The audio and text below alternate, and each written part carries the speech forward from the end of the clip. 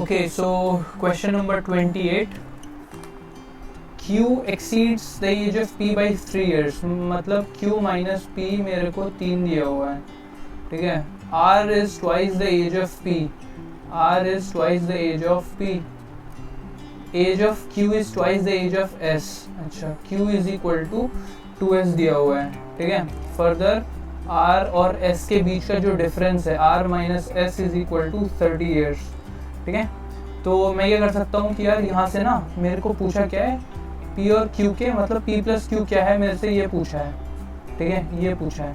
तो मैं ये कह सकता हूँ कि यार इससे अगर मैं R को यहाँ सब्सटीट्यूट कर दूँ, ठीक है, R को यहाँ सब्सटीट्यूट करूँ, या फिर उससे बेटर अगर मैं S को इस इक्वेशन में सब्सटीट्यूट करूँ, फिर S को मैंने इस इक्वेशन में सब्सटीट्यूट किया और फिर R को मैंने इस इक्वेशन से रिप्लेस कर दिया, तो मेरे पास P और Q में एक इक्वेशन आ जाएगी, ठीक है. तो करते हैं हम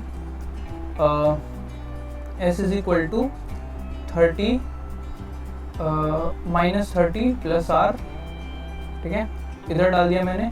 Q is equal to minus 60 plus 2R. Q को मैंने फिर R को मैंने वापस से इसमें डाला, R को उठा के इसमें डाला. Q is equal to minus 60 plus R by 2 is equal to P है, तो दैट मीन्स 4P हो जाएगा ये, है ना, 4P. तो मेरे को यहाँ पे क्या पता है कि यार 4P minus Q is equal to 60 है, ठीक है, और Q minus P is equal to 3 है, ठीक है. दोनों को अगर मैं ऐड कर दूँ तो मेरे को दिख रहा है यार Q कट जाएगा. मैं क्या कह सकता हूँ, 3P is equal to 63, P is equal to 21, है ना. P जैसे 21 आया, Q क्या निकाल सकता हूँ मैं, मेरे को पता है Q तीन ज़्यादा है इससे, मतलब 24. दोनों का सम कितना होगा, what is the sum of ages of ये, कितना हो जाएगा, 5 और 4, 45 आ जाएगा. 28 का D 45, ठीक है. आगे चलते हैं. If ABC are sides of triangle then ये हमको ट्राइंगल की प्रॉपर्टी पता होती है कि यार कभी भी दो साइड का जो सम है ये हमेशा तीसरी साइड से बड़ा होगा, है ना. और जो तीसरी साइड है ये हमेशा किससे बड़ा होगा, दो साइड के डिफरेंस से, सम से. तो अगर मैं रूट लगा दूँ सब में तो वो भी तो होल्ड करना चाहिए ना, ये भी कंडीशन होल्ड करना चाहिए. तो इसका मतलब क्या है, हमेशा ये चीज़ क्या होगा, ये चीज़ हमेशा पॉजिटिव होने वाला है, ठीक है. इसको अगर मैं इस तरफ ले आऊँ, हमेशा ग्रेटर देन 0 हो गए, है ना, ठीक है. तो there are 4 bells which ring at an interval of 15 minutes, 25 minutes, 35 minutes and 45 minutes, ठीक है. तो if all been 9 o'clock then how many times will they ring together in the next 72 hours. 72 hours में check करना है मेरे को. तो मेरे को बेसिकली इन सब का क्या करना है, LCM निकालना है. तो LCM निकालने के लिए सबसे बेस्ट क्या है, मैं पहले 5 कॉमन ले लूँगा सब में से, 3, 5, 7 और 9, ठीक है. अब यहाँ पे मेरे को 3 दिख रहा है, 3 फिर से कॉमन लूँगा मैं, क्या 1, 5, 7, 3. अगर मैं इन सबको मल्टीप्लाई करूँ तो मेरा मल्टीप्लाई करके कितना आना चाहिए, मल्टीप्लाई करके मेरा आ जाएगा 1575, ठीक है, 1575 आ जाएगा. मतलब 1575 मिनट्स के बाद ये लोग मिलने वाले. अब मेरे को देखना है कि 72 घंटों में कितना आर होता है. तो मैं क्या करूँगा, 72 इंटू 6 कर दूंगा, 400, ठीक है, 4320 आ गया, ठीक है, 4320. और अब अगर मैं इसको इससे डिवाइड करूंगा तो मेरे को दिख रहा है कि 15 3 45 होता है, ठीक है. तो मतलब इसका आंसर क्या आना चाहिए, इसका आंसर 2 होना चाहिए, ठीक है. 2 बार ये अगले 30 का 2 हो जाएगा, 2 बार ये अगले 72 घंटों में वो बजने वाले हैं, ठीक है. 31 देखते हैं अब.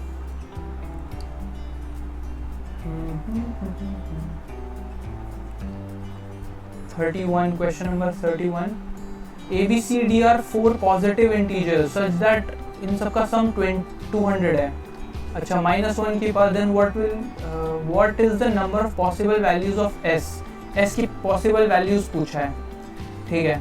तो मैं क्या कह रहा हूँ कि देखो यार ये ना एक इवन नंबर है, मेरे को पता है 4 नंबर का सम एक इवन कब आ सकता है, या तो 2 ऑड हो, अगर ये दोनों ऑड है और ये दोनों इवन है तब ये एक इवन नंबर बनेगा, है ना.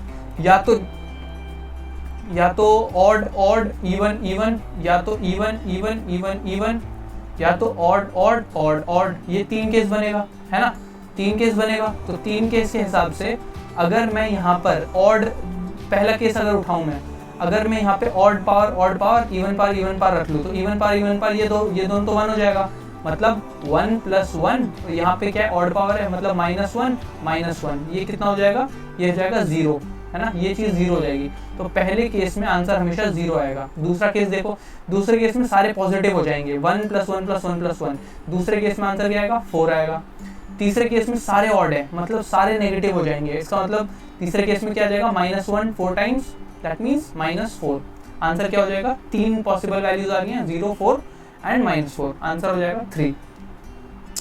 ठीक है, आगे चलते हैं। अगला क्वेश्चन क्या कह रहा है,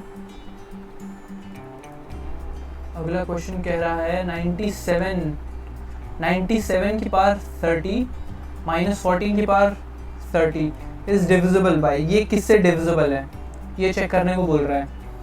तो हमको क्या पता है कि यार कभी भी a की पावर n माइनस b की पावर n अगर हो हमेशा, तो मैं क्या कह सकता हूँ कि यार ये दोनों ना हमेशा, मैं इसको तोड़ के एक फैक्टर a + b, मतलब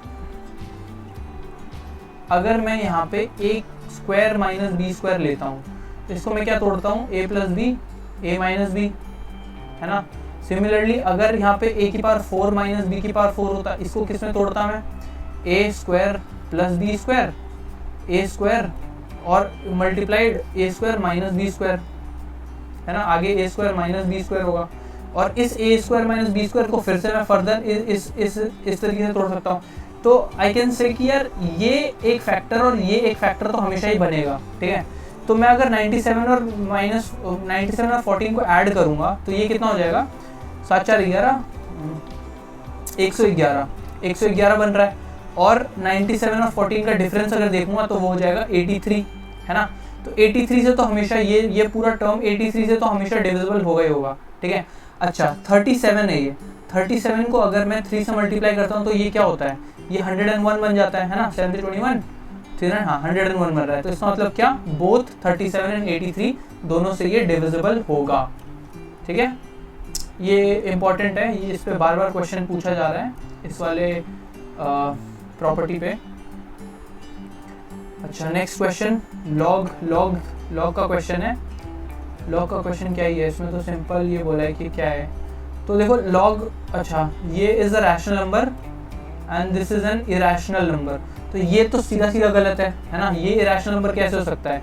मेरे को दिख रहा है ये 10 का स्क्वायर होता है, मतलब इसका आंसर क्या आना चाहिए, लॉग 110 है, इसका आंसर क्या आना चाहिए, इसका आंसर सीधा हाफ होना चाहिए, है ना। 10 का स्क्वायर होता है ये, मतलब 100 का अगर मैं रूट कर दूँ तो सीधा 10 आएगा, तो ये हाफ होगा। अच्छा इसका आंसर क्या होगा, ये तो हाफ का मतलब क्या 0.5, है ना। तो ये इरेशनल थोड़ी है, तो रैशनल नंबर है, तो ये तो सीधा सीधा गलत हो गया, है ना। अच्छा ये देखो log 1050 is a rational number, log 1050 है, मतलब log 5 × 10, है ना, और नीचे बेस 10 है, तो मैं इसको क्या लिख सकता हूँ, log 5 + log 10, है ना, log 10। तो ये तो सीधा 1 हो गया, है ना, ये बचा है log 5 और ये। तो ये वाला टर्म जो है ना, ये वाला term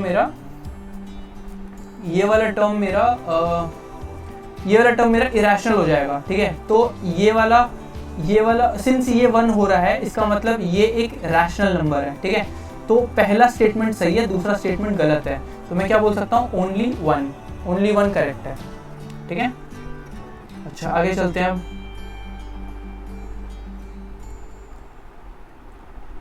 question number 35, A, B, C together can fill a tank in 6 hours. C alone can fill a tank in 12 hours, ठीक है। To fill the tank when it is empty, all three started together after t hours. C, ठीक है। अच्छा तो ये कह रहा है कि यार देखो 1/a, मेरे को ये बोला है कि यार 6 घंटे में फिल करते हैं तीनों, तो मैं मान लेता हूँ A की एफिशिएंसी 1/a है, B की एफिशिएंसी 1/b है, C की एफिशिएंसी 1/c है। मतलब A 1 घंटे में फिल कर रहा है, B घंटे में फिल कर रहा है और C घंटे में फिल कर रहा है, ठीक है। ये कितना दिया हुआ है, ये 1/6 दिया हुआ है। फर्दर कह रहे हैं कि यार C अलोन 12 आवर्स में फिल कर रहा है, इसका मतलब C की वैल्यू 12 दी हुई है ऑलरेडी, तो मैं यहाँ पे 1/12 लिख लेता हूँ, है ना। तो मेरे को इन दोनों का कंबाइंड एफिशिएंसी मिल जाएगा, उसको उस तरफ ले जाऊंगा अगर, तो मेरे को कंबाइंड एफिशिएंसी कितना मिल जाएगा, ये मेरे को मिल जाएगा 1/12, है ना। ये मेरे को 1/12 मिल गया। To fill tank when it is empty all three are started together. अच्छा, तो मैंने 1/12 किया, after t hours C is close. अच्छा, सी क्लोज हो गया, मतलब ये जो है ये t+8 आवर्स तक के लिए चला है ना। A+B जो है ये t+8 आवर्स के लिए चला है, लेकिन जो C है जिसकी एफिशिएंसी 1/12 है, ये सिर्फ t आवर्स के लिए चला है, ठीक है। और ये सब मिला के मेरे को 8 घंटे में पूरा फिल करके दे रहे हैं। The tank is filled in 8 more hours, ठीक है। तो 8 more hours में बेसिकली ये पूरा फिल कर रहे हैं, तो ये क्या हो जाएगा, ये पूरा फिल हो रहा है, 1 है ये, ठीक है। तो अब मैं अगर इसको सॉल्व करूं तो कैसे सॉल्व होगा, अब तो सिंपल लीनियर इक्वेशन है, t/12 plus t/12 plus 8/12 is equal to 1, है ना। इसको उस तरफ ले जाओ, क्या आ जाएगा, 2t/12 इज इक्वल टू 4/12, है ना। 12 से 12 काट दो, t इज इक्वल टू 2 आ गया, तो t इज इक्वल टू 2 आ रहा है मेरा। व्हाट इज t इक्वल पूछा था, t इक्वल टू 2 आ रहा है, ठीक है। अगला question number 36, A B C can complete a work in x. अच्छा, ठीक है। If they complete work together, then what they should pay? अच्छा, तो मेरे को पता है कि यार उनका जो एफिशिएंसी है ना, वो x is to 1/5x is to 2x के इसमें है। अच्छा, उनका डेज लिखा हुआ है, ये टाइम टेकन है ये, ठीक है। तो मेरे को पता है टाइम टेकन का इन्वर्स होता है एफिशिएंसी, तो मैं इनके एलसीएम से डिवाइड कर दूंगा। तो एलसीएम कितना होगा, मान लो इसको 6 से डिवाइड कर देता हूँ मैं, तो 6 6 6, ये कितना हो जाएगा, x/6 इज टू x/4 जा 15 4 जा 60 और x/3। तो मैं क्या कह सकता हूँ, 6 4 3। आंसर क्या हो जाएगा इसका, 6:4:3। ये इस वाले कंसेप्ट पे बना है कि time taken is directly proportional to 1/एफिशिएंसी। Fine. Question number 36। Question number 37, consider the following statement, n cube minus n is divisible by 6, n5 is divisible by 5 and ठीक है। तो अगर मैं n की वैल्यू 2 डाल दूं, तो अगर मैं 1 भी डालता हूं तो 1 - 1 0, ठीक है, 0 डिविजिबल है 6 से। अगर मैं 2 डालूं तो 8 - 2 6, ये भी डिविजिबल है, ठीक है, ये चल रहा है, होल्ड कर रहा है। n-5 1 डालूं तो होल्ड कर रहा है, 2 डालूं 2 4 8 2 - 30, ये भी होल्ड कर रहा है, ठीक है। अगर मैं यहाँ पे 1 डालूं तो वो होल्ड कर रहा है, 2 डालूं तो 32 - 40 + 8, हाँ फाइन, 2 पे भी होल्ड कर रहा है ये, ठीक है। तो ये तीनों ही करेक्ट लग रहे हैं, ठीक है। तो इसका आंसर हो जाएगा 1 2। यहाँ पे बेसिकली n = 0, n = 1, n = 2 डाल के चेक कर लो। अगर ये तीनों होल्ड कर रहा है तो इसका मतलब तीनों ही, इसका मतलब स्टेटमेंट करेक्ट है। Fine. Question number 38, what is the last digit of sum this sum. अच्छा, तो ये बेसिकली तुम्हारा साइक्लिक जो चलता है पावर में, कैसे, जैसे 9 की पावर क्या होता है, 9 की पावर 0 क्या होगा, ये 1 होता है ना। 9 की पावर 1, 9 की पावर 0 क्यों लिखते हैं, मेरे को पता है कि यार 9 की पावर 1 जो है वो 9 होता है, 9 की पावर 2 होता है 81, 9 की पावर 3 होता है 729, है ना, 9 1 = 9, 9 की पावर 4 होगा, उसका यूनिट डिजिट क्या आएगा, फिर से 9 से मल्टीप्लाई करेंगे तो 9 से मल्टीप्लाई अगर करेंगे तो वापस से 1 आ जाएगा। और अगर मैं 9 की पावर 5 लिखना चाहूँ तो यहाँ पे फिर से 9 से मल्टीप्लाई होगा, इसका मतलब एंड में यूनिट डिजिट फिर से 9 आने वाला है। मतलब बेसिकली ये साइकिल चलेगी 9 1 9 1 9 1 9 1। तो यहाँ पे पावर कितना लिखा है 9 का 7, मतलब ऑड पावर है, मतलब यूनिट डिजिट क्या आने वाला है, 9 आने वाला है। तो यहाँ पे यूनिट डिजिट 9 आएगा, ठीक है। अगला देखो 7 है, यहाँ पे मेरे को पता है 7 की पावर 1 क्या होता है, 7 होता है। 7 की पावर 2 क्या होता है, 49 होता है। 7 की पावर 3 क्या होता है, 343 होता है ना। 7 की पावर 4 क्या होता है, तो 7 3 = 21, एंड डिजिट 1 आने वाला है, इसका मतलब ये 4 पे चलता है। और फिर अगर मैं 7 से मल्टीप्लाई करूँ तो फिर से ये 7 आने वाला है, 7 1 = 7, है ना। तो ये 4 पे चलेगा। तो अगर मैं इस 9 को 4 से डिवाइड करूँगा तो रिमाइंडर क्या आएगा, 1 आएगा। तो इसमें 1 में क्या है, अगर पावर 1 है तो क्या आ रहा है, 7 आ रहा है। तो 9 + 7 कितना होगा, 9 + 7 16 होगा, तो यूनिट डिजिट कितना हो जाएगा, 6 हो जाएगा। Fine, okay. 38 का बी 39, ओके। तो मेरे को बोला गया है कि यार x what is the value of x³ y³। अच्छा ठीक है, तो मेरे को पता है कि यार ये जो है ना, इसको मैं कैसे लिख सकता हूँ, उसका फॉर्मूला होता है x - y into x² - xy plus y²। तो अगर मैं ये x - y निकाल के देखूं, क्या पता मेरे को कुछ दिख जाए, है ना। तो मैं अगर x - y निकालने बैठूं तो मेरे को दिख रहा है कि क्रॉस मल्टीप्लाई करूंगा, क्रॉस मल्टीप्लाई करने के बाद मेरे को ये कुछ √3 - 1 का होल स्क्वायर प्लस माइनस √3 - 1 का होल स्क्वायर अपॉन नीचे a² - b² है, दैट मीन्स 3 - 1 विच इज 2। ठीक है, ऊपर देखेंगे a² - b², नहीं ये चीज़ प्लस है। ठीक है, ऊपर अगर मैं देखूं तो मेरे को दिख रहा है कि यार इधर से भी a² √3 का स्क्वायर और 1 का स्क्वायर मिलेगा, इधर से भी √3 का स्क्वायर 1 का स्क्वायर मिलेगा, वो दोनों आपस में कैंसिल आउट हो जाएगा क्योंकि यहाँ माइनस है ना। ये कुछ ऐसे आएगा √3 का स्क्वायर प्लस 1, इधर से भी सेम चीज़ आएगी, है ना, तो ये दोनों कैंसिल आउट हो जाएगा। इधर क्या आएगा एक्स्ट्रा 2√3 और इधर क्या आएगा प्लस 2√3, तो ऊपर क्या आ जाएगा 4√3/2, मतलब यहाँ पे 2√3 आने वाला है, 2√3 आने वाला है। तो अब मेरे को दिख रहा है कि यार एक फैक्टर जो है ना, इस x - y की वैल्यू 2√3 है। ठीक है, तो √3 के देखो दो ऑप्शन है। अब सिंस यहाँ पे एक फैक्टर 2 भी है, तो मेरे को पता है कि यार ये 45 तो 2 से कटता नहीं है ना, क्या आ जाएगा आंसर 30 आ जाएगा। तो ये हम थोड़ा तेज करने के लिए 30√3 हम डायरेक्टली मार्क कर सकते हैं, 30√3 होगा इसका। ठीक है, ओके आगे चलते हैं। Speed of boat in still water is 15 kilometre. अच्छा, मान लो speed of boat in still water x है, ठीक है, और जो स्ट्रीम है उसकी स्पीड y है। ठीक है, इसका मतलब x की वैल्यू क्या है 15 है, और ये 42 किलोमीटर डाउन स्ट्रीम, मतलब 42 डाउन स्ट्रीम का मतलब क्या है, स्ट्रीम के साथ प्लस 28 किलोमीटर अप स्ट्रीम, मतलब x - y, है ना, सेम टाइम। अच्छा, ये दोनों सेम टाइम में, मतलब टाइम सेम है, यहाँ पे इक्वल टू आएगा। ठीक है, तो मेरे को बोल रहा है कि यार एक y की वैल्यू बताओ मेरे को। ठीक है, तो x की वैल्यू 15 है यहाँ पे। तो अब यार y की वैल्यू अगर पूछा है ना, और ऑप्शंस देखो कितने अच्छे दिए हुए हैं, मतलब उतना कुछ खतरनाक ऑप्शन है नहीं, तो मैं डायरेक्टली पुट करके देख लूंगा। ठीक है, अगर मेरे को x की वैल्यू 15 दी हुई है यहाँ पे, तो मैं डायरेक्टली 15 पुट करता हूँ।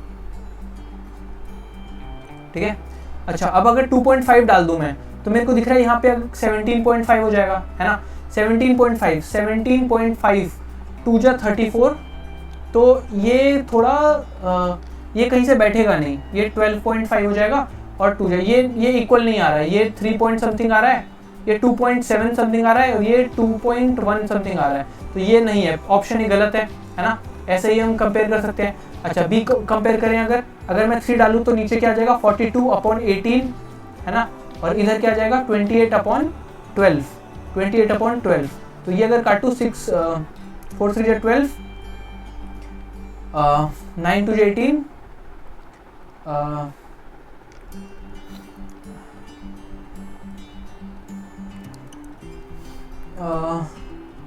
एक सेकेंड, क्या किया मैंने, 9 21 3 7, हाँ, तो ये भी 3/7 है, तो 3/7 दोनों इक्वल आ रहा है, इसका मतलब आंसर क्या होगा 3 होगा। ठीक है, 40 का 3, नहीं तो हम यहाँ पे क्रॉस मल्टीप्लाई करके सॉल्व कर सकते हैं, बट यहाँ से कंपेयर करने से ऑप्शन अगर दिए हुए हैं तो इट्स बेटर हम कंपेयर करके आंसर निकालें, जल्दी आएगा। ठीक है, 40 का बी। ठीक है, 41, What is the difference between interest and compound interest of 10,000? अच्छा, तो ये basically difference between simple interest and compound interest basically मेरे से पूछा है। ठीक है, तो मेरे को दिख रहा है कि यार 2 साल के लिए बोला है, पहले सिंपल इंटरेस्ट 20 है, तो मतलब इसका 40% होगा एक्चुअली में, है ना, पहले साल का 20% और अगले साल का भी 20%, मतलब इस नंबर का 40% क्या होगा इसका 4000, मतलब पहला टर्म तो मेरा सिंपल इंटरेस्ट मेरा सीधा सीधा आ गया बिना किसी कैलकुलेशन के 4000, है ना। अब कंपाउंड इंटरेस्ट बोला है, जब मैं कंपाउंड इंटरेस्ट हाफ ईयरली निकाल रहा हूँ। हाफ ईयरली का मतलब क्या होता है, मतलब CI will be equal to 10,000 into 1 plus rate को इसमें मैं 2 से डिवाइड करूंगा। रेट को अगर 2 से डिवाइड करूंगा तो क्या हो जाएगा 10/100, और टाइम को मैं 2 से मल्टीप्लाई करूंगा, दैट मीन्स 2 साल था, यहाँ पे 4 साल हो जाएगा, और ये तो मेरा अमाउंट आ जाएगा। अब इस अमाउंट में से मेरे को वापस से प्रिंसिपल को माइनस करना है, ठीक है।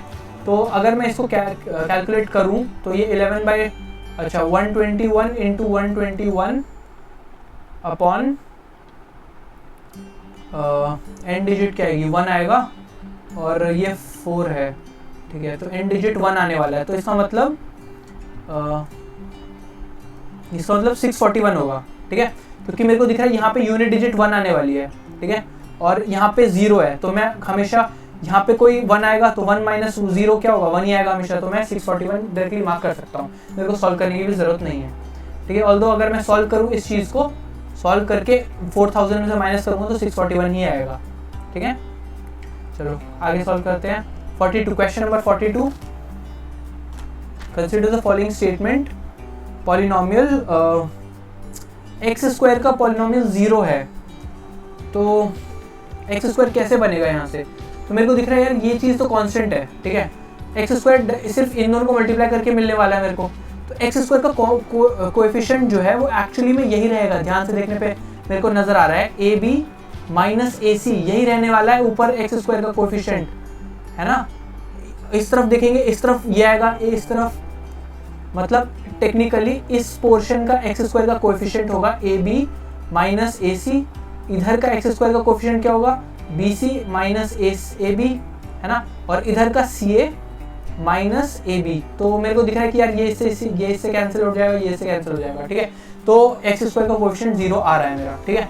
अच्छा, अब बोल रहा है एक्स का कोएफिशिएंट बताओ मेरे को, एक्स का कोएफिशिएंट ये आएगा, तो मैं अगर एक्स का कोएफिशिएंट निकालने का ट्राई करूं तो मेरे को दिख रहा है कि यार ये जो चीज़ है ना, ये चीज़ 0 होने वाली है, ठीक है। अगर मैं इस चीज़ को अगर मैं सॉल्व करने का ट्राई करूं,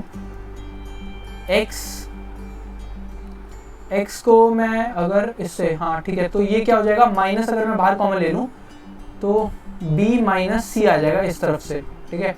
b माइनस सी आ गया, इस तरफ से क्या आ जाएगा, x को अगर मैं कॉमन ले लूँ यहाँ से, ये तो बाहर ही रहेगा, x को अगर मैं इस इधर से कॉमन लूँ तो आंसर क्या आएगा, एक्स स्क्वायर माइनस एक्स सी माइनस ए, ठीक है। यहाँ से c माइनस आएगा, और मेरे ख्याल से यहाँ से AC माइनस B माइनस सी आ जाएगा, ठीक है। तो दूसरा भी सही है, इसका मतलब बोथ 1 and 2 आ जाएगा, ठीक है। ये इस 42 का आंसर बोथ 1 and 2 हो जाएगा।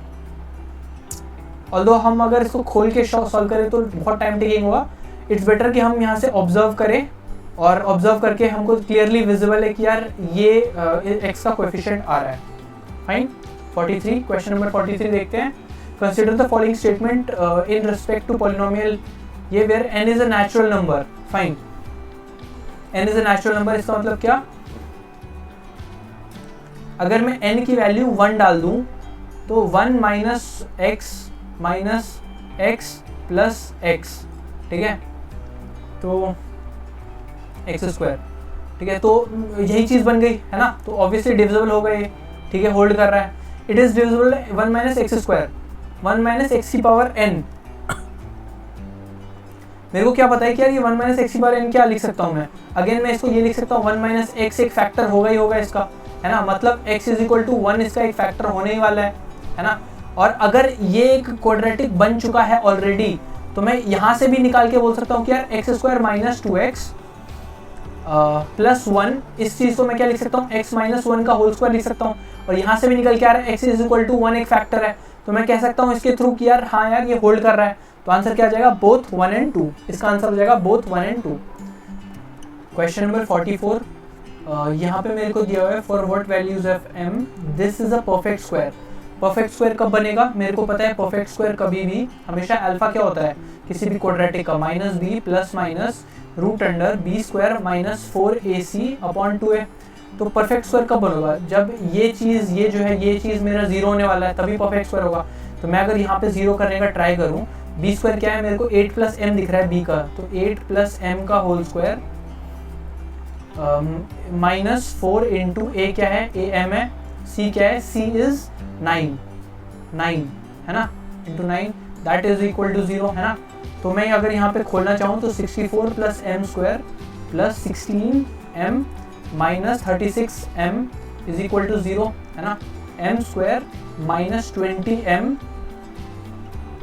Plus 64 is equal to 0। मेरे को देख के दिख रहा है कि यार ये 16 4 से 64 होता है और 16 प्लस 4, तो m की वैल्यू क्या आ जाएगी 16 और 4।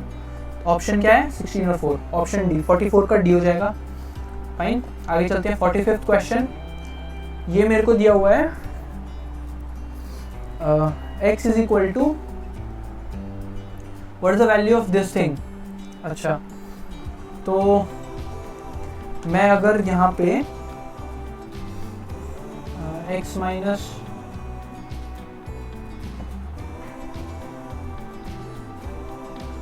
अगर मैं यहाँ पे x की वैल्यू अगर मैं 1, a की वैल्यू अगर मैं 1 ले लूँ, b की वैल्यू अगर 2 ले लूँ और यहाँ पे अगर मैं सॉल्व कर दूँ तो क्या आ रहा है, x की वैल्यू क्या आ जाएगी 3 प्लस 1 अपॉन 4 प्लस 8 12 है ना। यह आ जाएगा x की वैल्यू। y की वैल्यू क्या आ रही है 3/4 प्लस 2 अपॉन 3, ठीक है। ये आ रहा है, कितना हो जाएगा 37/12 आ रहा है x की वैल्यू, और y की वैल्यू कितना है 9 प्लस 8 17/12 आ रहा है, ठीक है 17/12।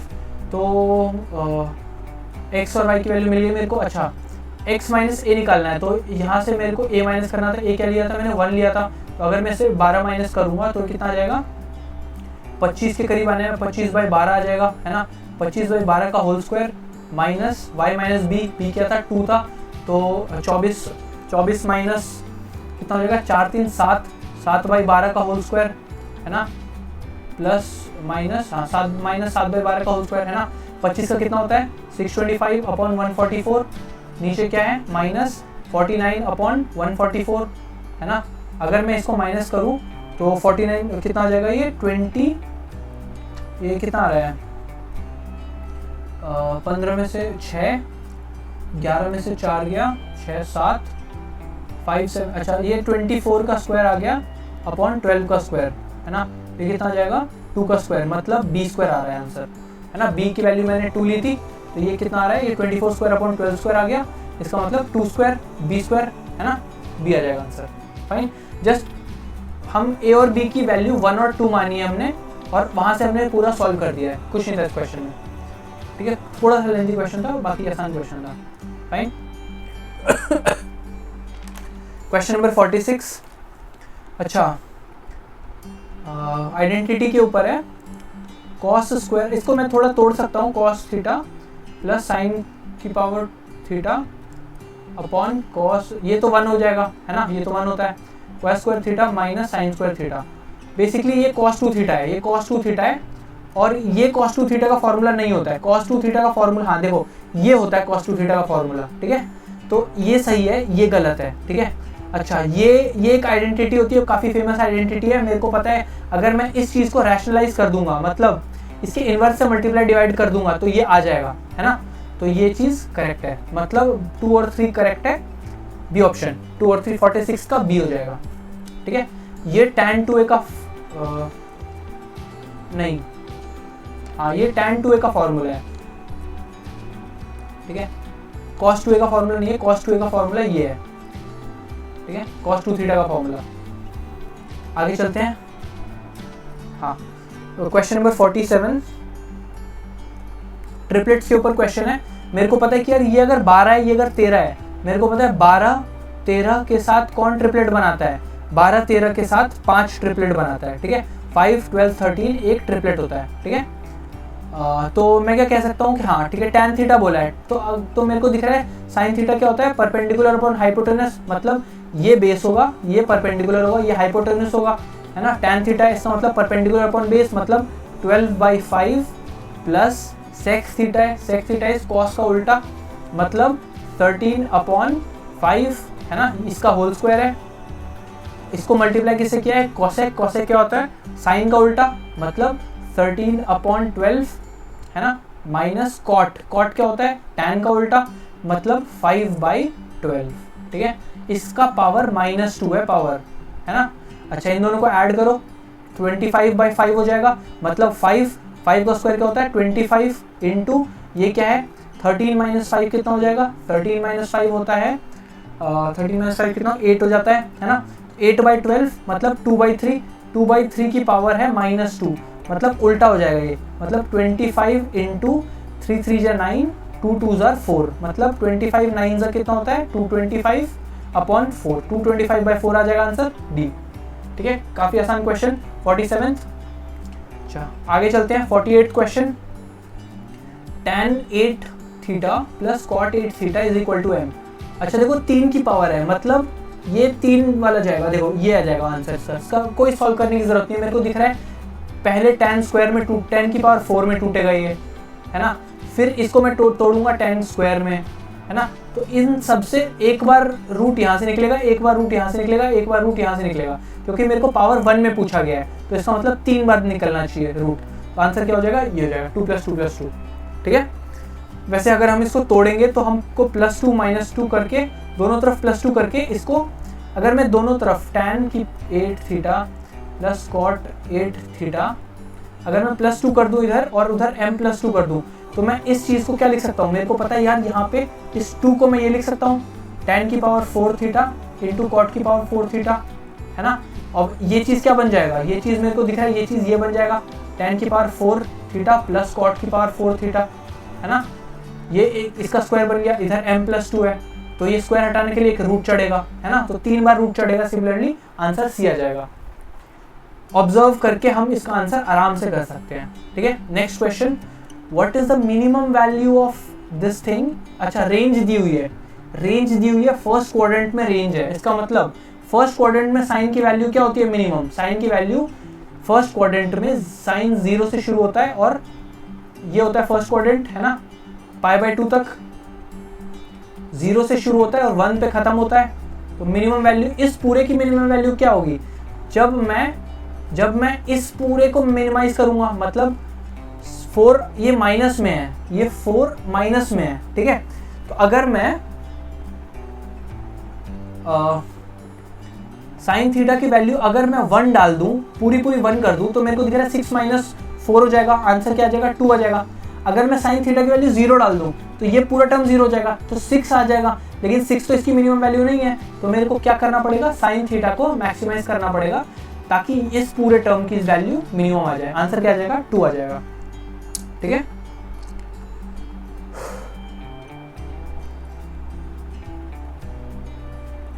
फाइन।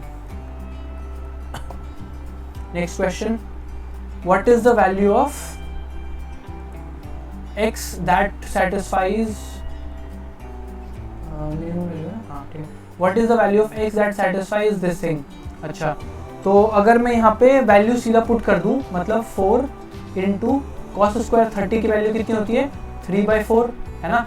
कॉस 30 की वैल्यू √3/4 होती है, उसका square 3/4 plus 2x into sine theta कितना, साइन 30 कितना होता है 1/2 माइनस कॉट स्क्वायर 30, कॉट 30 होता है √3, उसका स्क्वायर किया है मतलब -3 माइनस 6 tan 15 और tan 75 ये दोनों आपस में कैंसिल होकर 1 हो जाएगा -6। क्यों, क्योंकि tan 75 को क्या लिख सकता हूँ मैं cot 15, है ना, और मेरे को पता है cot theta into tan theta क्या होता है 1 होता है, आपस में कैंसिल हो जाते हैं, दोनों एक दूसरे का रेसिप्रोकल है। तो ये इक्वेशन बन जाएगी मेरी, 4 से 4 काटो, 2 से 2 काटो, मतलब अच्छा 3 से 3 कट गया, मतलब x = 6 आ गया मेरा सीधा सीधा। आंसर क्या हो जाएगा 50 का D 6। Fine, okay. Next question, okay question number 51 यहाँ पे दिया हुआ है what is the value of this thing. अच्छा देखो यार इस चीज़ को ना मैं निकाल के क्या लिख सकता हूँ, मैं इस चीज़ को sin 32 लिख सकता हूँ, है ना, साइन स्क्वायर। तो ये मेरा क्या बन जाएगा sine square theta plus cos square theta, तो ऊपर 1 बन गया, नीचे क्या है sec square minus cot square, है ना। तो सेक माइनस टैन होता है, तो इस चीज़ को मैं क्या लिख सकता हूँ tan 50 लिख सकता हूँ, तो नीचे भी 1 बन गया, तो ऊपर 1/1 प्लस, अच्छा नीचे देखो ये tan 13 है और tan 77 ये आपस में कैंसिल आउट हो जाएगा, tan 37 और tan 53 ये आपस में कैंसिल आउट हो जाएगा, तो 1 + 1 4, आंसर क्या आ जाएगा 5, ठीक है। क्वेश्चन नंबर 51 का 5 है। सिंपल बेसिक आइडेंटिटीज पे क्वेश्चन था ये। अच्छा अगला question, what is the value of ये। तो यहाँ पे हम क्या कर सकते हैं, मेरे को दिख रहा है ये देखो ये क्या है, ये 1 प्लस कॉस स्क्वायर थीटा बन रहा है ये, है ना। और यहाँ क्या है, यहाँ पे 1 माइनस साइन स्क्वायर थीटा बन रहा है ना। तो और यहाँ पे देखो आपस में उल्टा है, तो मेरे को पता है कि यार ये दोनों ना आपस में कैंसिल आउट होने वाले, क्योंकि यहाँ पे माइनस साइन है, ठीक है। तो इसका आंसर हो जाएगा बी 0, ठीक है। अगर ज़्यादा डिफिकल्टी आए, ये यहाँ से नहीं दिख रहा है, तो हम इसको खोल भी सकते हैं, साइन कॉस में, स्टैन को साइन कॉस, कॉट को साइन कॉस में चेंज कर लेंगे, तब भी हम कैलकुलेट करके 0 ही आने वाला है आंसर। फाइन, 52 का बी आ जाएगा, ठीक है। Next question, cot 2 cos square sin square 2 है, then what is the value of theta. मेरे से थीटा की वैल्यू पूछा है बेसिकली। तो अगर मैं इस थीटा की जगह इसको अगर मैं साइन में कन्वर्ट कर लूँ, मतलब 1 माइनस साइन स्क्वायर थीटा, तो 2 minus 2 sine square theta plus sine theta minus 2 is equal to 0। तो ये कट गया, ठीक है। ये चीज़ यहाँ से अगर मैं साइन थीटा कॉमन ले लूँ, तो आंसर क्या आ जाएगा, 1 माइनस 2 साइन थीटा, है ना। साइन थीटा 0 नहीं हो सकता है, क्यों, क्योंकि रेंज के बाहर है। देखो यहाँ पे ब्रैकेट नहीं है, मतलब इंक्लूडेड नहीं है 0, तो साइन थीटा 0 नहीं हो सकता। तो आंसर क्या आ जाएगा, sine theta will be equal to 1/2। 1/2 sine theta किस पे होता है, π/6 पे होता है, ठीक है। आंसर हो जाएगा A, π/6। Next question, a person top of a vertical tower observes a car moving at a uniform speed. Person at top of a tower of a vertical tower observes a car, ठीक है, 6 minutes. अच्छा ठीक है, तो basically ये यहाँ पे खड़ा है बंदा, और ये ना गाड़ी को देख रहा है। गाड़ी यहाँ से यहाँ आने में, मतलब पहले था 45 डिग्री, ठीक है, मतलब पहले था 30 डिग्री, ये 30 डिग्री है, और ये कितना है, ये है 45 डिग्री। फाइन, तो ये जो डिस्टेंस है ना, ये डिस्टेंस ट्रैवल करने में उसको कितना टाइम लगता है, उसको 6 मिनट्स लग रहा है ये डिस्टेंस ट्रैवल करने में। फाइन, सो मैं क्या करूँगा कि यार मेरे को ये बोला है कि यार फर्दर, अच्छा टी मिनट्स रीच कर रहा है वो टावर पॉइंट। अच्छा ये बताओ मेरे को करेक्ट कौन सा है, ठीक है। तो मेरे को पता है कि यार ये अगर टी मिनट्स है, मेरे को distance is equal to speed into time, ठीक है। तो डिस्टेंस जितना ज़्यादा होगा टाइम उतना ज़्यादा लगेगा, मतलब डायरेक्टली प्रोपोर्शनल है ना। तो ये अगर 6 मिनट है, 6 मिनट में 30 से 45 हो रहा है, तो 45 से 90 कितने में होगा, यहाँ तो 90 डिग्री हो रहा है ना। तो 45 से 90 कितने में होगा, तो मैं क्या कह सकता हूँ कि यार ये अगर 1 है, 45 डिग्री है, मतलब ये अगर h है, तो ये हाइट भी h होने वाली है ना, ये डिस्टेंस भी h होने वाला है ना। और अगर ये 30 डिग्री ले रहा हूँ मैं, तो मतलब ये 30 डिग्री अगर है, तो ये अगर मैं इसको h मानूँ 30 degree,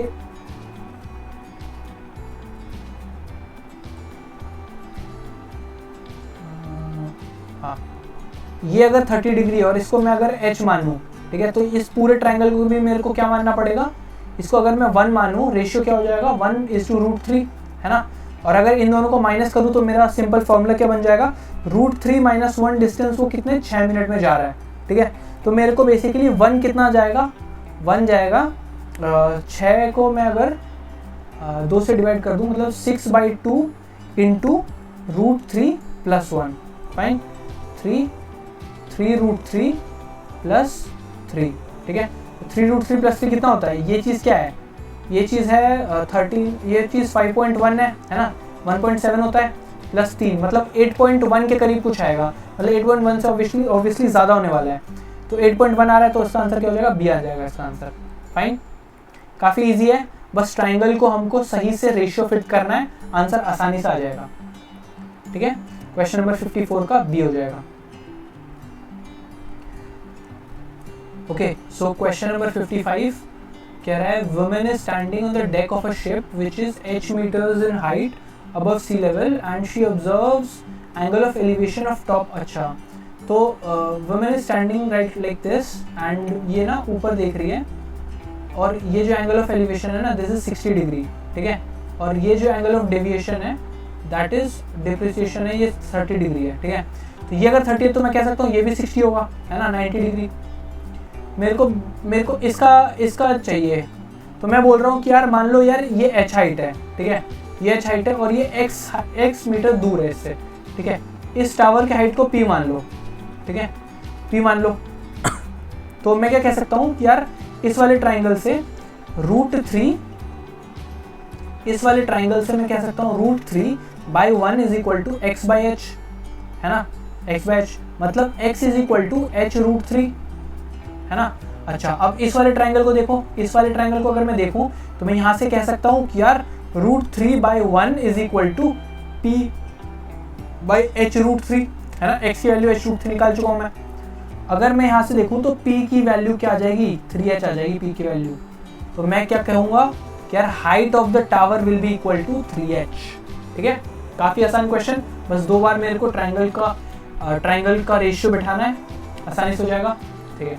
next question, ABC is a right angle triangle with sides ये, अच्छा देखो ये एक ट्रिपलेट फॉर्म कर रहा है, अभी हमने पीछे डिस्कस किया था, ठीक है, राइट एंगल ट्राइंगल है, ट्रिपलेट है। If P is the length of the perpendicular drawn from vertex, मतलब अगर ऐसे कुछ है तो ये 5 होगा, ये 12 होगा, ये 13 होने वाला है। यहाँ से मेरे को अगर मैंने P डाला, ठीक है, what will be the value of 13P, 13P की वैल्यू पूछा है मेरे से। तो मेरे को पता है कि यार 2 तरीके से अगर मैं एरिया निकाल दूँ, मतलब हाफ इंटू 5 इंटू 12, ये एक एरिया होगा इस ट्राइंगल का, है ना, परपेंडिकुलर अपॉन बेस। लेकिन यार ये भी तो परपेंडिकुलर है और ये भी तो बेस है, तो this will be equal to half into p into 13।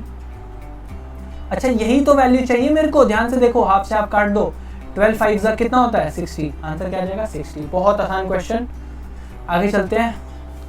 Question number 57, question number 57 में बोल रहा है OAB रोम्बस जिसका 3 वर्टेक्स लाई कर रहा है एक सर्कल पे। तो ये बार बार रिपीट हो, ये प्रीवियस ईयर क्वेश्चन PYQ है, बार बार रिपीट होता है। बेसिकली एक सर्कल है और rhombus whose vertex lie on the circle. तो कैसा होगा रोम्बस, अगर मैं सोचूं तो रोम्बस कुछ ऐसा होना चाहिए, मतलब यहाँ पे एक वर्टेक्स, यहाँ पे दूसरा वर्टेक्स, यहाँ पे तीसरा वर्टेक्स और यहाँ पे चौथा वर्टेक्स, है ना, ऐसा कुछ रोम्बस होना चाहिए। 3 वर्टेक्स सर्कल पे लाई कर रहे हैं। Area is 32√3, what is the radius of the circle, radius बोल रहा है। तो यार मैं क्या कह रहा हूँ कि यार अगर ऐसा कुछ सीन बनता है तो हमेशा जो ये सर्कल पे जो ये सर्कल पे 3 वर्टेक्स है ना, तो चौथा वर्टेक्स हमेशा उसके चौथा वर्टेक्स हमेशा बेसिकली उसके सेंटर पे ही होगा, ठीक है। फिर से एक बार ड्रॉ करते हैं, शीट में कहाँ जाना है, हाँ। तो अगर ये उसका सेंटर मान लूं मैं, तो ये कुछ ऐसे होगा,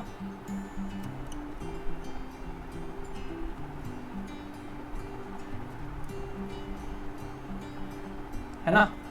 अच्छा, इसका एरिया मेरे को दिया हुआ है, मतलब एरिया क्या होता है रोम्बस का, half into d1 into d2, है ना। या तो रोम्बस है तो मेरे को पता है ये इक्विलेटरल ट्रायंगल में कट करेगा, मतलब ये साइड जो उसकी रेडियस है, ध्यान से देखो, ये वाला साइड उसका रेडियस है उस सर्कल का, ये r है, ये भी r हो जाएगा, ये भी r हो जाएगा, ये भी r हो जाएगा, ये भी r हो जाएगा, है ना। तो मैं क्या कह सकता हूँ, √3/4 r², मतलब, और अगर मैं इसको 2 से मल्टीप्लाई कर दूं, दिस इज इक्वल टू 32√3, है ना। √3 से √3 2 पर r इज इक्वल टू 64, है ना। r की वैल्यू क्या आ जाएगी, 8 आ जाएगी, सीधा। काफी आसान क्वेश्चन, r की वैल्यू सीधा 8 आ गया, fine. Question number 58, the surface area of a cube is increase by 25%। Surface area मैंने 25% इंक्रीज कर दिया है मैंने, ठीक है। तो अब मेरे को बोल रहा है कि यार ये बताओ कि यार percentage increase in the length क्या होगा, ठीक है। तो मैं क्या कह सकता हूँ कि यार जो क्यूब है ना, एक क्यूब ड्रॉ किया मैंने, ठीक है। मैंने क्यूब का एरिया ना 6a² होता है क्यूब का एरिया, है ना, 6a²। अब इसको मैंने क्या किया, 125/100 से मल्टीप्लाई कर दिया, ठीक है। ये नया सरफेस एरिया है, ठीक है। अब नया सरफेस एरिया है तो नया साइड भी होगा, मान लो 6p² है ना, 6 से 6 कट गया, ये नया सरफेस एरिया, नया क्यूब का साइड सरफेस एरिया है, ठीक है। अगर मैं इसको लिखूं तो क्या आ जाएगा, ये 25 5s are 25 4s are, मतलब p square is equal to 5/4 a square. अगर मेरे को p की वैल्यू निकालनी है तो p कितना आ जाएगा, रूट 5/4 a स्क्वायर, है ना। 5/4 क्या होता है, 41.25, है ना, रूट 1.25 a स्क्वायर p। अब मेरे को पता है 1.21 किसका होता है, 1.1 का स्क्वायर होता है 1.21, तो ऑब्वियसली 1.1 से बड़ा ही होगा, है ना। 1.1 से अगर बड़ा है तो आंसर क्या आ जाएगा, 10 से 12 के बीच में। इजी क्वेश्चन, है ना, ठीक है। 59th क्या कह रहा है, a solid cube is cut into 2 cuboids of equal volume, ठीक है। तो बेसिकली मेरे पास एक क्यूबॉइड है, क्यूब है, इसको मैंने ना इक्वल वॉल्यूम में कट कर दिया। मान लो यहाँ से मैंने कट कर दिया है, तो शुरुआत में मान लो 2 यूनिट का क्यूब था, ठीक है, तो ये क्या हो जाएगा, 1 यूनिट हो जाएगा। ये अभी भी 2 है ना, ये अभी भी 2 है। तो मैं कह सकता हूँ कि यार इसका जो क्यूब का जो टोटल सरफेस एरिया है वो 6 × 2 का स्क्वायर यानी कि 4, 24 हो जाएगा, 24 यूनिट्स हो जाएगा क्यूब का सरफेस एरिया, है ना। अच्छा, अब मेरे को क्यूबॉइड का, दोनों जो क्यूबॉइड है उनके सरफेस एरिया देखने हैं। तो मेरे को क्या पता है, क्यूबॉइड का सरफेस एरिया क्या होता है, L × B twice of L × B। L × B क्या है, 2 × 1 2 + 2 + 4, ये हो जाएगा क्यूबॉइड का एरिया। और सिंस 2 है तो 2 से और मल्टीप्लाई करेंगे, 4 8 8 2 16 2 32, 24:32 आ जाएगा, 24:8 4 3:4 हो गया। अच्छा, 1 ऑफ द क्यूबॉइड्स है, 1 ऑफ द क्यूबॉइड्स है, 1 ऑफ द क्यूबॉइड्स है, तो ये 2 से मल्टीप्लाई नहीं होगा, ये आ जाएगा 32 नहीं, यहाँ पे 16 ही होगा। दैट मीन्स यहाँ पे 16 होगा, और 8 3 = 24 और 8 2 = 16, मतलब ये आ जाएगा 3, ये आ जाएगा 2, मतलब 3:2 हो जाएगा। आंसर है 3:2, ठीक है। चलो आगे चलते हैं। Length of diagonal of a cuboid is 11 centimetre.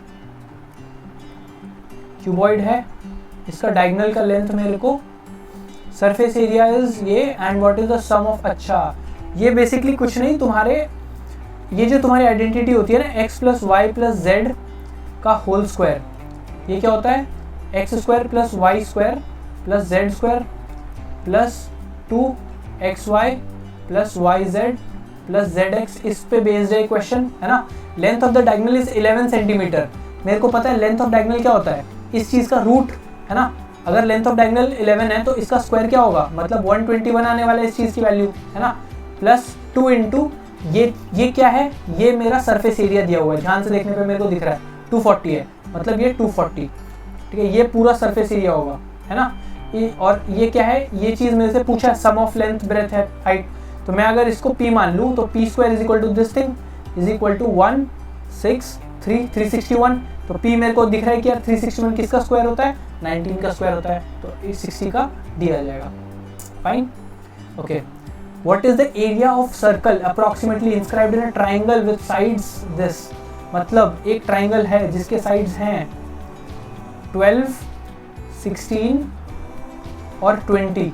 मेरे को ये देखने पे पता चल रहा है ये 4 × 3 होता है, ये 4 × 4 होता है, ये क्या है 4 × 5 है, तो यार 3 4 5, यार ये तो ट्रिपलेट है एक, है ना, ट्रिपलेट है एक, मतलब यहाँ पे एक 90 डिग्री बनेगा, हाइपोटेनस 20 का होगा। तो इसको अगर मैं अच्छे से ड्रॉ करना चाहूँ, ये कुछ ऐसे ड्रॉ हो जाएगा, है ना, ये 12 है, ये 16 है एंड ये 20 है, और कह रहा है कि यार एक सर्कल बना है इसके अंदर, मान लो यहाँ पे एक सर्कल है और ये रेडियस है, ठीक है। तो ये बताओ मेरे को कि यार एरिया क्या होगा सर्कल का, तो मेरे को पता है कि यार ये फॉर्मूला होता है राइट एंगल ट्राइंगल का, एक प्रॉपर्टी होती है कि यार R = जो इन सेंटर का, जो इन रेडियस होता है, इन रेडियस सर्कल जो अंदर होता है उसका radius, in radius is equal to S - H, यहाँ पे S क्या होता है, S is semi perimeter, semi perimeter मतलब दोनों का पेरीमीटर, इन इस पूरे ट्राइंगल का पेरीमीटर निकालेंगे, मतलब पेरीमीटर कितना आ रहा है 48 आ रहा है, 24 - 20, R कितना आ गया, R की वैल्यू आ जाएगी 4, R 4 है, इसका मतलब इसका रेडियस R 4 है। एरिया क्या हो जाएगा, area will be equal to 3.14 × 4 4 16 से मल्टीप्लाई करेंगे, 16 3 जा 48, मतलब 48 से थोड़ा ऊपर आना चाहिए। इसका आंसर क्या हो जाएगा? 52 मोस्ट लाइकली इसका आंसर होगा। 52 या 50, हाँ 50 आ जाएगा इसका आंसर, क्योंकि 48 16 48 होता है, 50 पॉइंट समथिंग आएगा इसका आंसर। फाइन।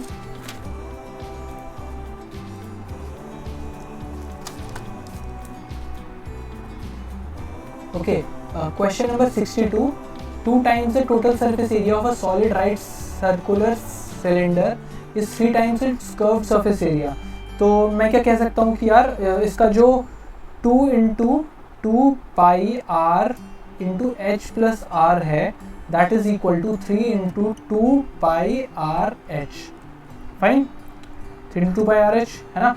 h हाइट है और r दिया हुआ है, तो मेरे को बोल रहा है कि यार इन दोनों में से r और h का रिलेशन बताना है। ठीक है, तो पाई से पाई काट दो, r स्क्वायर, r से r कटा, h, तो इसका h2h, h इधर आया, h is equal to 2r आ जाएगा। Fine, h is equal to 2r। काफ़ी स्ट्रेट फॉरवर्ड क्वेश्चन।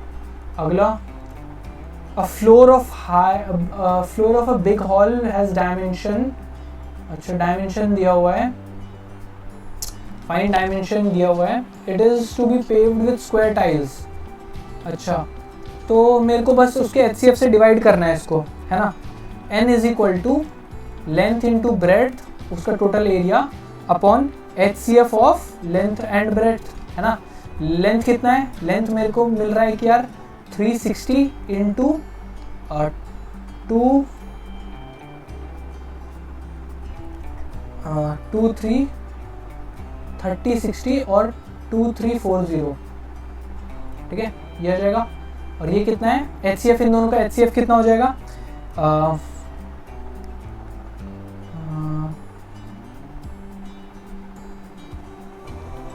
34 324। HCF कितना हो जाएगा इसका?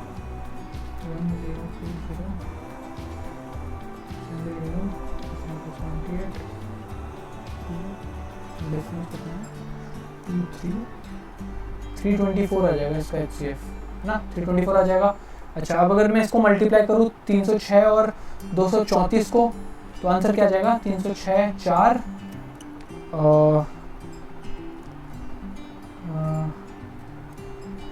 4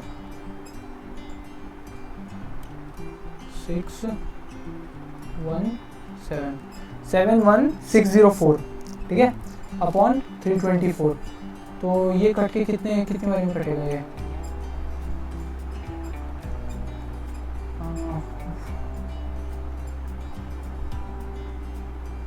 तो 2 बारी में ही कट रहा है यहाँ तक और यहाँ तक, ठीक है, ये आ जाएगा, ठीक है 221। क्योंकि 324 का ट्वाइस है अराउंड, ये है ना 648 के करीब, तो 2 बारी तो आएगा ही, तो 221 ही आने वाला answer. Okay, question number 64, how long boundary of square field of 25 hectares. अच्छा, 25 हेक्टेयर्स है, तो मेरे को क्या पता है 1 हेक्टेयर कितना होता है? 1 हेक्टेयर होता है 10 इंटू 10,000 मीटर स्क्वायर होता है 1 हेक्टेयर, है ना। तो ये कितना है? 25,000, मतलब ये 25 हेक्टेयर है, तो 25 हेक्टेयर कितना होगा? 25,000, मतलब ये कितना है? अगर मेरे को उस स्क्वायर का साइड निकालना हो तो ये कितना आ जाएगा? 500, मतलब x अगर उसकी साइड है तो ये 500 मीटर है ना, 500 मीटर साइड है उस स्क्वायर फील्ड की, है ना। अच्छा, उसके बाउंड्री पे चलना है, मतलब पेरीमीटर पे चलना है। पेरीमीटर क्या हो जाएगा? 500 है तो 2000 हो जाएगा उसका पेरीमीटर, है ना। 2000 पेरीमीटर है और वो 5 किलोमीटर पर आवर की स्पीड से चल रहा है, मतलब ये कितना है? 2 किलोमीटर उसको 5 किलोमीटर पर आवर की स्पीड से चल रहा है। तो मेरे को अगर मिनट्स में निकालना है तो 60 से मल्टीप्लाई करूंगा, 12 2 are 24, आंसर आ जाएगा 24 मिनट्स, ठीक है। अगला question 65, x is the area of square inscribed in a circle with radius r and y. Fine.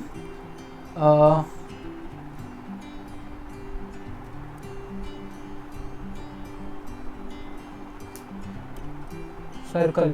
What will be the ratio? तो यार ये बिल्कुल स्टैंडर्ड क्वेश्चन है, इसका आंसर यही होने वाला है, लेकिन फिर भी एक बार मैं सॉल्व करके दिखा देता हूँ, ठीक है, क्योंकि क्यूब बन जाता है, ये देखो क्यूब बन रहा है, क्यूब बन जाता है इसमें, तो इसका स्क्वायर है, ठीक है, ये स्क्वायर बन गया, ठीक है। और क्या है, इक्विलेटरल ट्राइंगल, ये देखो इक्विलेटरल ट्राइंगल बन गया यहाँ पे, ठीक है, इक्विलेटरल ट्राइंगल बन गया। रेडियस r है, तो इसका मतलब क्या, इसका मतलब मेरे को पता है कि यार ये जो लेंथ है ना r, इक्विलेटरल ट्राइंगल का साइड क्या होगा, मतलब r is equal to 2/3 times a, अगर a इसकी साइड, इक्विलेटरल ट्राइंगल की साइड a है और इस स्क्वायर की साइड s मान रहा हूँ मैं, ठीक है, a इंटू √3/2, ठीक है, ये मेरा साइड आ जाएगा इक्विलेटरल ट्राइंगल का। कैसे निकाला मैंने, मेरे को पता है ये एंगल 60 डिग्री होता है ना, और ये पूरा हाइट कितना हो जाएगा, ये पूरा हाइट हो जाएगा a इंटू √3/2, है ना, साइन 60।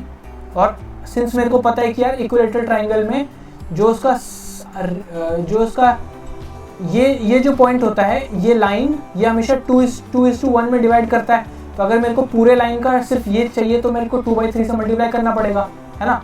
तो ये मेरे को r मिल गया, है ना, a और r का रिलेशन मिल गया। सिमिलरली स्क्वायर में कैसे करेंगे हम, मेरे को पता है कि यार अगर एक सर्कल के अंदर एक स्क्वायर है, ठीक है, तो आई कैन से दैट ये जो है ना, ये जो लेंथ है r और ये लेंथ अगर s है, ठीक है, तो मैं कह सकता हूँ कि यार r स्क्वायर मतलब ये 90 डिग्री पे कट करेगा, मतलब 2 times r square is equal to s square, है ना, पाइथागोरस थ्योरम से। तो फिर से मेरे को r और s का वो मिल गया। तो अगर मैं इन दोनों को कंपेयर कर लूँ तो मेरे को b आंसर मिल जाएगा, ठीक है। काफ़ी स्टैंडर्ड क्वेश्चन है ये।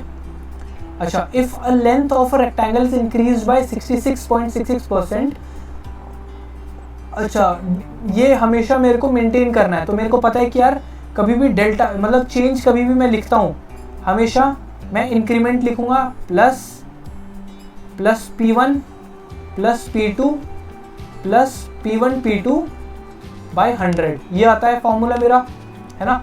तो अब अगर मेरे को चेंज 0 है, मैं क्या लिखूंगा कि यार पक्के से मैंने 0 चेंज करा है, इसका मतलब, और मैंने लेंथ में कितने का चेंज करा है, मैंने लेंथ में 66.66 का % का चेंज करा है ना।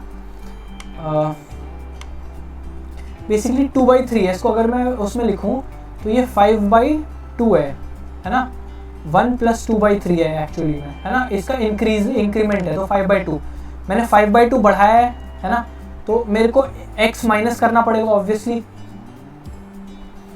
इसको सिंपली उसी से ऐड करते हैं, मतलब 2/3 मैंने इंक्रीज किया है, माइनस में कितना करूँगा, x माइनस करूँगा, और फिर माइनस कितना हो जाएगा, माइनस हो जाएगा मेरा 2/3x, ठीक है। इसको उस तरफ ले जाओ, अगर मैं इन दोनों को ऐड कर दूँ कितना हो जाएगा, 5/3x is equal to 2/3, x की वैल्यू कितनी आ जाएगी, x इज इक्वल टू 2/5।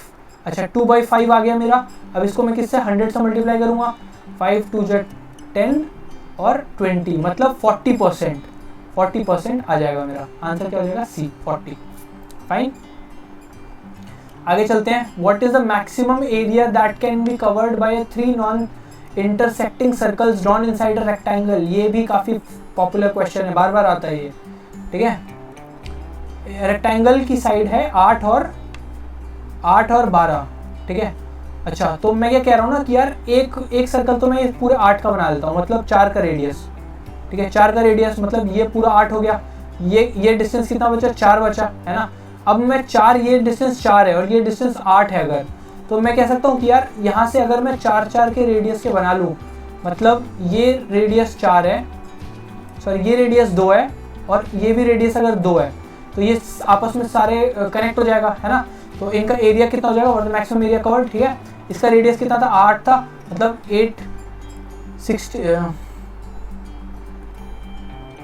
4 था इसका रेडियस 4 था, इसका रेडियस 2 है, ठीक है। तो 16 पाई प्लस 2 पाई 4, मतलब 2 × 4 पाई, मतलब 4 2 8 इसमें ऐड करो 24 पाई, ठीक है। आंसर क्या आ जाएगा, 24 पाई, ठीक है। 67 का डी हो जाएगा। 68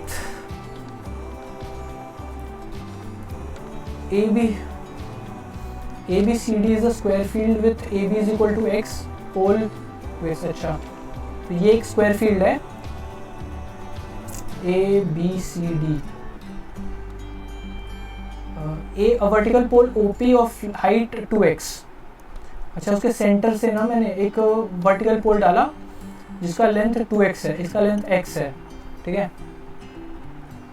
APO this length, this angle is theta, then what will be the value of cot theta? Cot theta क्या होगा?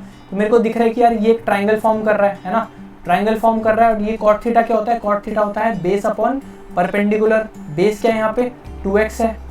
परपेंडिकुलर कितना है? मेरे को ये अगर x दिया है तो मैं कह सकता हूँ ना कि यार ये अगर परपेंडिकुलर को अगर मैं p मान लूँ तो मैं कह सकता हूँ 2p square is equal to x square, है ना।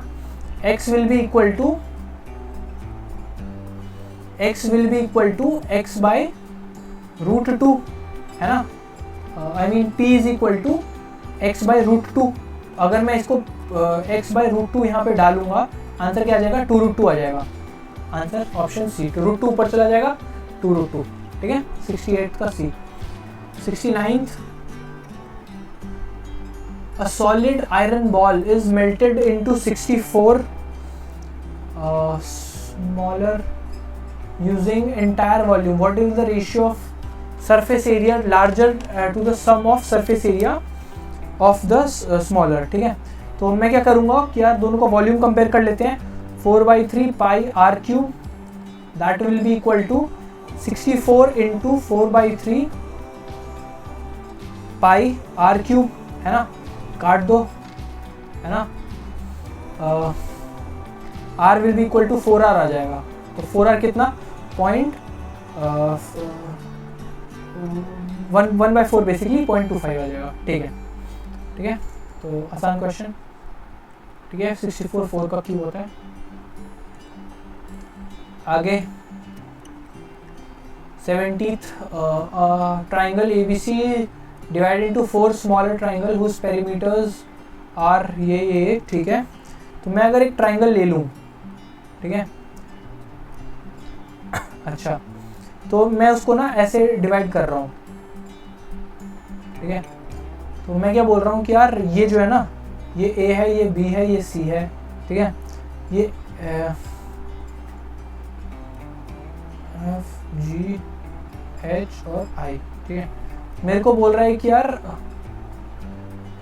ठीक है, 16 12 4 और 12, ठीक है। तो अब कुछ भी मान लो, मतलब मैं बोल रहा हूँ A + B + C मेरे को 16 दिया हुआ है, ठीक है।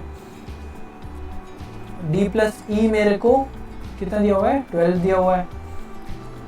F + D + G मेरे को कितना दिया हुआ है? ये मेरे को 4 दिया हुआ है।